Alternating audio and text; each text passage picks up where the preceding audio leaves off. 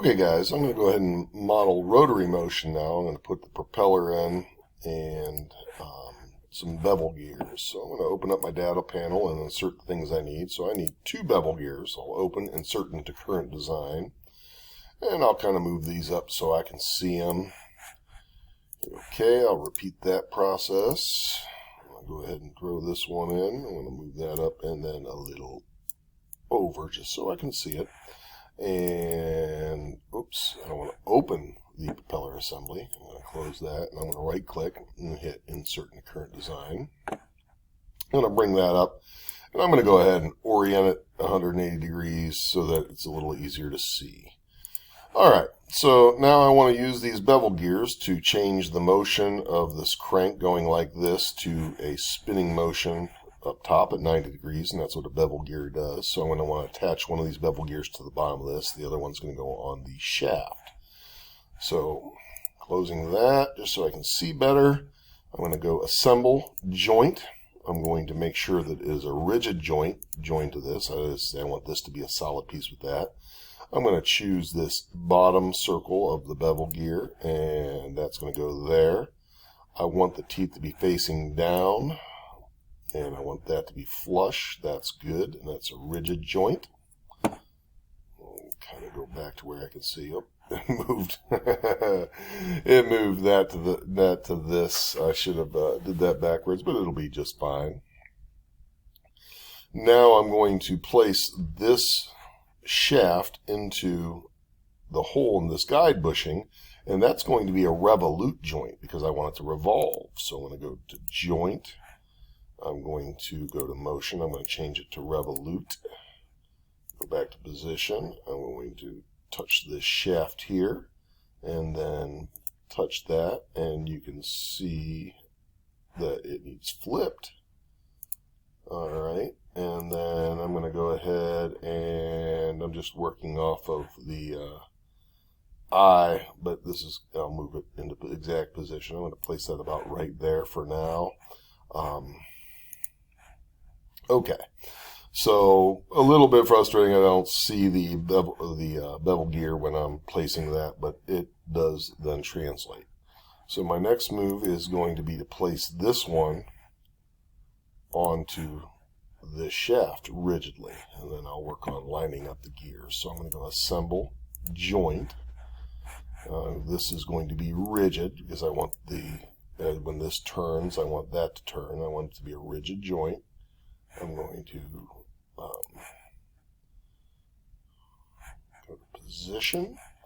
I'll choose just one of the circles on that. I'm going to zoom in and zoom out. This is where, if you're not using a mouse, you're crazy. I'm going to place that there.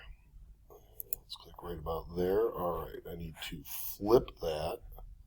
You can see that doesn't line up the teeth very well, but when it flips, it starts to make a little more sense. And then I'm just going to move that into approximate position.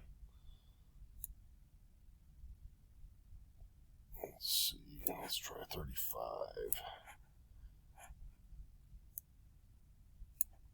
30 is not far enough.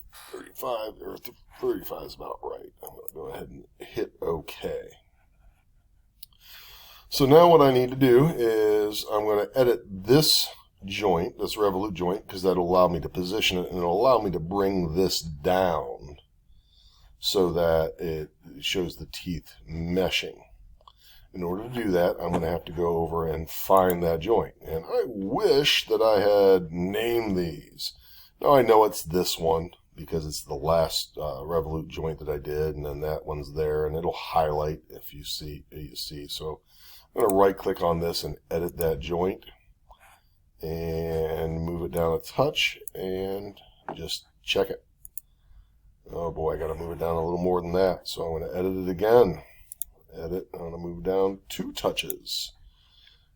Edit joint, and I'll move it down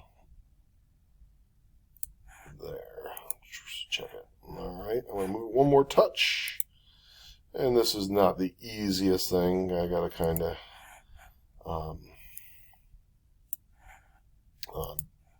plug and chug. Okay, so now that shows enough to me to see the teeth meshing. Now I want to line up the teeth just because there's nothing wrong with being a perfectionist. So what I would like to do is not have the top there, so I'm going to just turn the eyeball off, and I'm also going to remove the left side, which will make it quite a bit easier to see. I'm going to do one more edit of that joint, which is edit that joint, and I'm going to rotate it.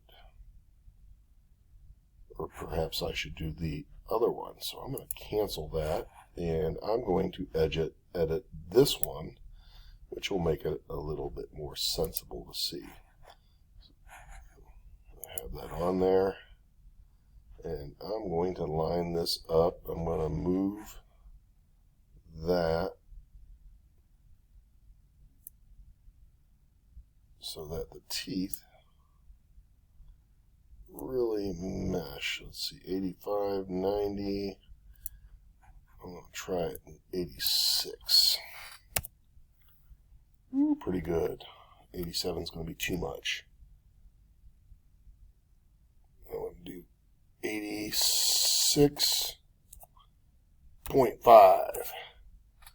And let's be honest, does it really matter? No, because it's just modeling it. I'm going to go and take a look at, oh, that's terrible. So I'll try that again. I'm going to go edit joint and move it.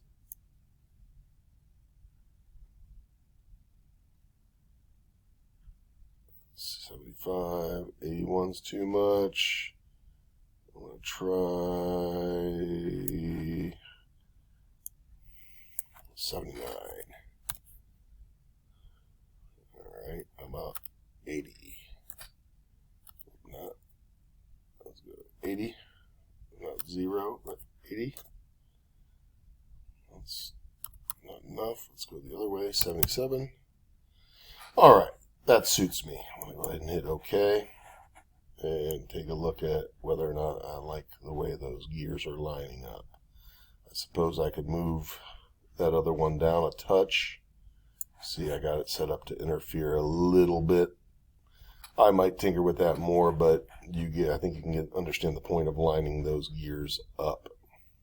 Okay, so now at this point, I'm going to go ahead and close these joints down and look at a little bit better way of rotating it. I'm going to turn off the right side just to give myself even better vision, and you can see that as I rotate that, they're not moving together, so I need to make a relationship to do that. And rather than playing with that, I could have, I suppose,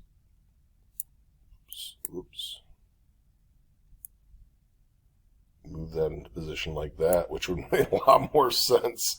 There I have the teeth moving pretty well. Oh gosh, that's much easier than messing with the numbers. Alright, so that being said, I want to make this animate. So I'm going to come up to Assemble, and I'm going to do a motion link, and I'll capture this position because I don't want it to move. And I want this joint here, which is the revolution of the crank, I want that to be related to the motion of this revolute joint. Now, you'll notice that this one is going this way, and that's going backwards. So in order to reverse the direction, I'm simply going to make one of these negative up there, and now all of a sudden you can see that it's driving correctly. They are the same size. If I were using one bevel gear that was twice as big as the other, I'd want to use a relationship of 360 to 180 degrees. That is to say, a gear ratio certainly would be appropriate. But I'm going to go ahead and hit OK. And now let's take a look if it actually looks correct. Boy, it sure does. And let's come over here and watch the motion. We'll zoom in a little bit to see if that looks realistic. Oh, yeah. So now I have a motion link. Alright, so I'm going to go ahead and turn the sides of my box back on, and my top. Come over here and take a look. Oh my gosh. Good Lord. That's a problem. What am I seeing? I'm seeing interference. If I'm running it like this, I realize, oh boy, I've got some solving to do where I'd either have to move that lollipop down, but right now as it stands, the propeller would be whacking that lollipop. And certainly we don't want to do that. So I discovered a problem by doing my modeling. So I'm either going to lengthen that or, timing. I could, could this rise up and be missed by that. That I could go back and adjust my cam on the that's attached to that follower doing the up and down motion, and could I have it pop up exactly at its highest point when it is in between the blades, or but by modeling it, I haven't built it and then find out it doesn't work. I realized that I'd have to solve this problem as I start to go. So there's the value of modeling.